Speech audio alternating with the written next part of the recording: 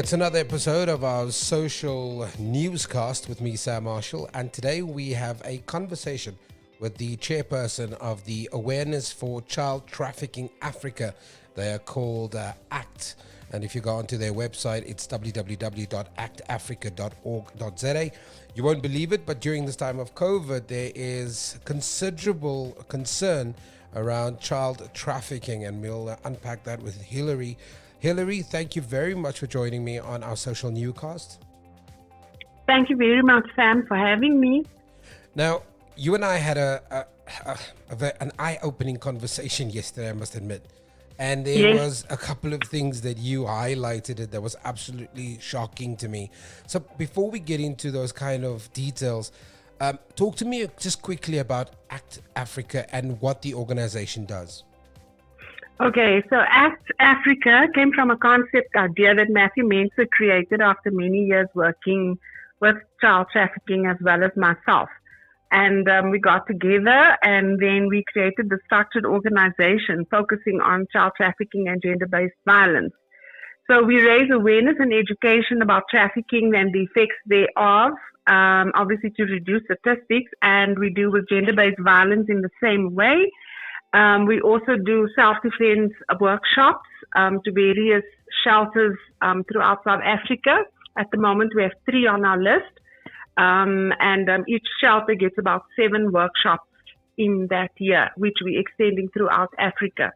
Then we also have our West African arm, which is the official arm of Awareness for Child Trafficking Africa in West Africa, based in Nigeria. That's the 300 project here. And that is headed up by Paul Mukono and Ukono. Forgive me for the pronunciation of his surname. No. And Matthew Mensah is the deputy chairperson and our spokesperson as well. So that's basically, in a nutshell, what we do. So we focus on human trafficking and gender-based violence, and of course, along goes with that hand in hand is your problem with poverty and the economic situation in various countries as it is right now, which lends itself to trafficking and also gender-based violence. Yeah. Now, you've got to clue me in a little bit here, because when you talk about trafficking, I've got this visual of a person or persons being moved from one venue point location to another. How does that work in lockdown? And I know yesterday we spoke about it, but I'm still trying to wrap my head around the fact that trafficking is that there's this fear that it could be on the increase during this period in time. Yes, it definitely is. With your children being your target, with pedophiles going onto the net especially, and there's a lot of recruitment going on. So with joblessness and lack of money, people in desperate situations, this is a perfect storm for them. Yes, the trafficking in terms of transit has decreased because you can't transit. But then you question yourself, what is happening with the current children, women, boys that are in a situation of being trafficked? So they're kept wherever they're at. In some cases in America, it's been recorded that in the red light district, they've let them free. In some places they just let them out and these people are roaming the streets hungry. So that's your America. We don't know that the same is in South Africa. Because remember, our homeless, we've provided temporary shelters. The government has done that to keep the homeless at bay. So you don't hear of people just being on the streets and that kind of thing, and that we don't know about. So we can't say the same for South Africa. But what we do know is that because porn is on the increase, lots of these cases where these people are held, the women, the children, they are being used in the most violent ways to make porn movies, porn videos, which are shown on various platforms. It could be like black market. It is black market already in the sense that it's not like something, I don't know how you would call anything that's porn related, regulated, but where people are willingly going to make porn movies. And that's what I'm saying. But that is all on the increase. So internet, the kids are being preyed upon. Vulnerabilities, your women as well, your young girls. So recruitment is at its height, the internet. So that is where big major education needs to come from. And of course, they present themselves as wolves in sheep's clothing. It's not an obvious thing that, oh wow, there's a trafficker that approached me on the internet. No, they're gonna meet your need at your most vulnerable point and go for that, and that's how they're gonna start recruiting you. Hillary, let me just jump in here quickly because a little bit earlier you talked about the perfect storm, and for me, I think from a very layman's perspective, not as an expert, you're talking about the fact that resources have been kind of redirected into different areas. So Yes, these kind of things that would have normally been kind of top of mind in a disaster setting like we're experiencing within South Africa and within other countries, a lot of that resources no longer are allocated to these specific problem areas. Is that what you mean? yes, there is an example in Ethiopia where Interpol has pulled out its forces who are investigating and busy with human trafficking, and because of COVID-19 and to address that situation. Yeah, of course, in South Africa, where I'm saying it is heightened, definitely your internet has always been, but it's heightened now because, like you say, resources in terms of the trafficker, their resources are limited. We've got our soldiers and everything, our borders are closed, so it's difficult for them. So their resources there, but they are so resourceful, they will think of anything and everything and looking for different ways in order to continue this evil and of course keep their income up, which is a multi-billion dollar interest industry worldwide.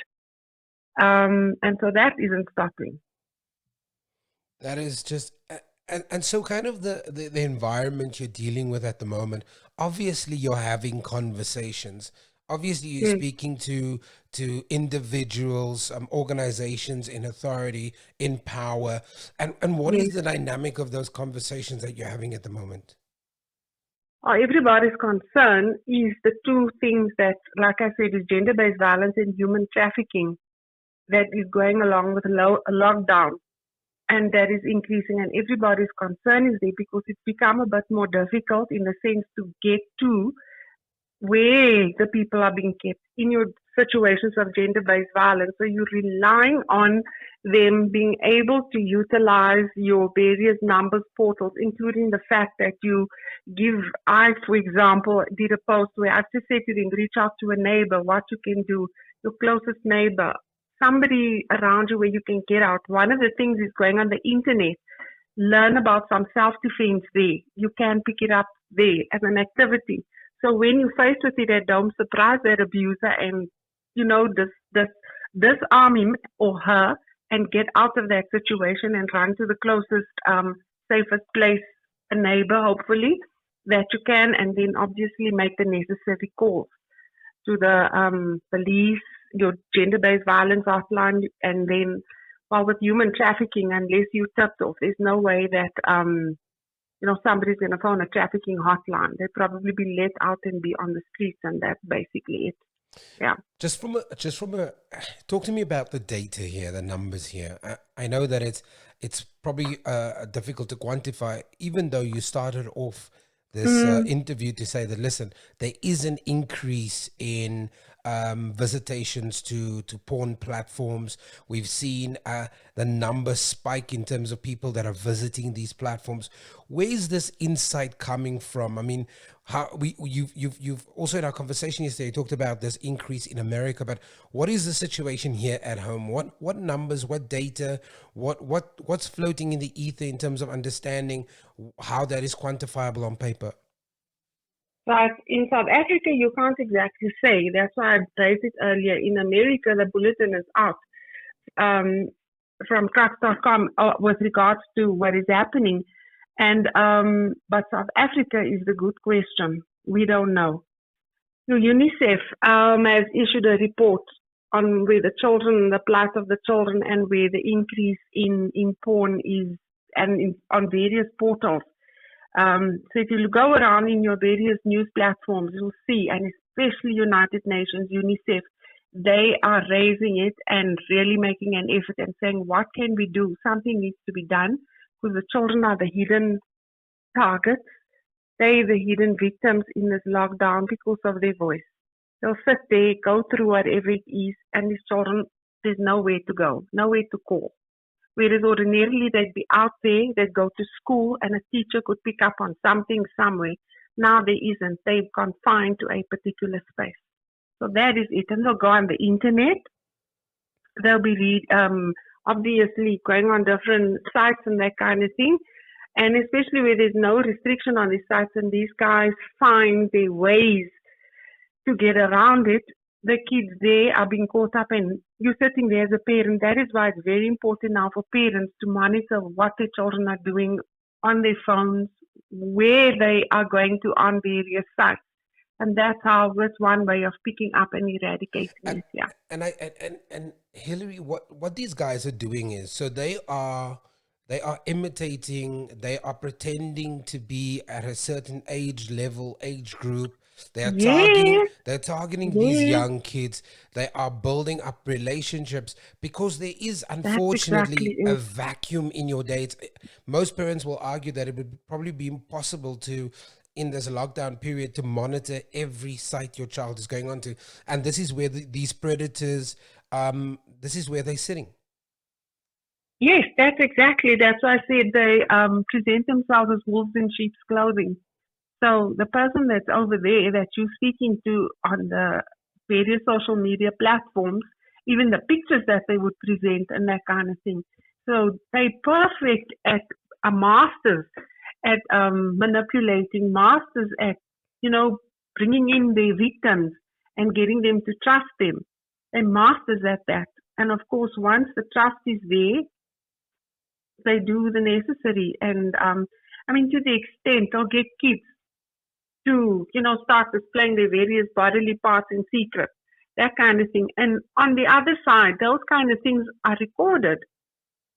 So they find all the funny ways and the most unbelievable ways of getting what they want. And of course, the essential thing is recruitment. So who knows after lockdown? I can't say. I think nobody can, but from what we're seeing and all the recruiting that's going on, and with the increase in porn and that kind of thing on the internet, the aftermath of it, promises of jobs, all of those kind of things will come through and people will fall for it. And that's where your young women and young girls, boys, and everything will get trapped into. And that's your older lot and not just your smaller kids where the pedophiles are targeting. Now, as ACT, Hillary, who are you? Are you talking to other organizations in the space? Are you Yes, trying to get law enforcement to understand that this is a very important and very serious problem yes, within this yes, space? yes, we are. Awareness for Child Trafficking Africa is also part of the is on the network of National Freedom Network. So I engage a lot with myself and the VAT and his crew with regards to what is happening. And with that line, the 08 000 222 line, that line I use quite often when there is something. But at the moment, it's quiet, so we're not using that. Not quiet in the sense that nothing is happening. Nothing is being reported, Mm. as in my child is, I've picked up this and I've picked up that because of a trafficking situation. Mostly now it is gender-based violence. Yeah, Yeah, I but the just recruitment is on a high. Yes. do we define trafficking now differently, or is it now trafficking of images, pictures? How do we define trafficking in this time when we are on lockdown? And as you've stated earlier, it's not so much the physical trafficking of someone, but it is that recruitment process. So does that definition still stay the same? For recruitment, definitely, because these people are resourceful. It's the now and the after lockdown, right? So those are the two things being dealt with. The other thing is porn. That's where it is. It's easy to do, get somebody to take naked pictures of themselves doing whatever it is, sending it across to somebody that you trust, and the next thing you don't know it's being sold or whatever they're doing with those pictures on the other side. And that's the kind of thing that's happening because from there they'll make their business. Yeah, So in the meanwhile, you trusting someone. Young girls will pick up boyfriends now on the social media platform. I mean, you haven't met them physically, but they engage again. They target the vulnerabilities of young girls in situations. Even and you know what's sad is children that are being abused in the various homes. They are prone to it because they don't have an outlet. So what is one of the outlets? Going onto the internet, socializing, chatting, and somebody just hooks on that there's a vulnerability and they, like I said, are masters at seeing these vulnerabilities. They tap into it. And the next thing you know, there's a cycle aside from being abused at home, the child gets caught up in a ring that's much more than anyone would even want to handle or perceive. Yeah. Hillary, very quickly, our final question for anybody who wants to find out more about the organization. I know you're running 3 campaigns at the moment. There's the self-defense Yes. classes for women and children. There's Yes. the Act Africa itself, and then there's Orphanage Africa. Just Also, quickly yes. share information with us and people can reach out to you. Okay, Orphanage Africa is across Africa. It runs over 13 countries in Africa, starting in South Africa, where it's going to be basically through that portal, it will reduce and minimize trafficking so that orphanages and stuff, the longevity of them is more lasting than what it is. So we will see to upkeep food in terms and as well as empowerment, skills development, so that the upkeep of orphanages are as it should be. And then infrastructure as well will be dealt with. And then a basically it will be screened. There'll be people that will be screening what we're doing across the 13 countries. And this was all researched by Matthew Mensa. So the aim is to have a documentary. And once the documentary is screened, it will highlight the plight of these orphanages to others. So people across the world can then decide whether or not they would like to contribute towards that orphanage and with regards to its upkeep and making sure that the orphanage is there and that it is a home for the kids and not just an institution. And that's where the infrastructure comes in as well and teaching them to, basically farm in a way, garden in a way, eat in a way which will obviously be healthy for them. Yeah, that kind of thing. And obviously long lasting. So that kind of sustainable farming, sustainable eating, that's the kind of thing that will happen. Self-defense is a preventative. I can talk to you and give you lots of theory on what to do and what, like I've done now. You go around the corner, you go home, you meet into that abuser and you don't know what to do. At least some self-defense, which is Krav Maga, that is a preventative to help you disable the abuser and get away at least. So that's where those two come in as well. And then we've got awareness and education, which we do to corporates and to whoever wants us to do awareness and education. Yeah, and that's basically it. And then we've got a few more going within COVID-19, which we're hitting is awareness and education especially as well. And then we've got a food COVID-19 relief pack that we're busy with as well. We've actually closed applications to it because it's just been so vast. The list is so long, and so we need assistance in that regard as well with regards to food, sponsors, donations, so these food packs can go out. In a day, we can get easily like 250 people asking us for food and applying on the link. So we've actually stopped the link for now so that we can deal with that influx. So that's the other thing. In Nigeria, we've got the education project going where the girls in Benin have been rescued. That university has said, yes, the girls can come in, but we need to see to their upkeep and obviously the roof over their heads. So that's the other project that we have going as well. Yeah, so there's quite a lot. Yeah, there's quite a lot. Hillary, thank you very much. At some point, I will reach out to you again to talk about self-defense and how to keep safe if you are in Yes. a vulnerable position within a home where you're living with an abuser. But thank you very much. We will, of course, put this on our podcast platform. That was Hilary Leong, who is the chairperson of ACT, which is Awareness of Child Trafficking Africa. You can log on to their platform, which is www.aftafrica.org.za. For more stories like these, go to www.social-tv.co.za, subscribe to us on YouTube, and follow us on our social mediums.